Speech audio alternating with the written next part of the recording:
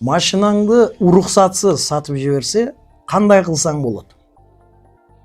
Бизде бул учур өтө көп. Себеби бирөөгө ишеним кат менен машинаны бересиз, ал минип турам дейт, ошону менен сатып жибериши мүмкүн. Же болбосо башка бирөөгө оформить этип берип коюшу мүмкүн. Случайлар өтө көп.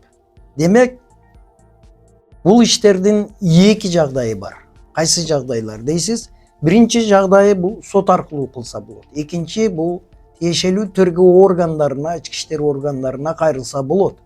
Анткени бизде ишенип берилген мүлктү өзүнө ыйгарып алуу деген статья бар. Кылмыш жаза кодексинде. Эгерде сиз жөн эле берсеңиз, карап тур же минип тур деп берсеңиз, жанагындай өзүнө ыйгарып же бирөөгө оформить этип алып кеткен болсо, кылмыш жоопкерчилигине тартылат. Демек, бул ар бир жагдайдын өзүнө тиешелүү болуп эсептелинет. Кээ бирде ооба сот аркылуу өндүрүүгө болот. Кылмыш иши болбошу мүмкүн.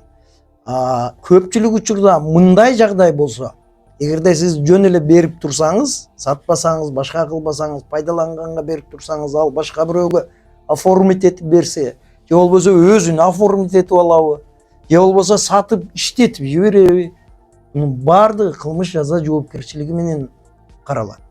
Жоопкерчиликке тартылат кылмыш жаза жоопкерчилигине. Демек, сиз ички иштер органына кайрылсаңыз болот мындай учурларда.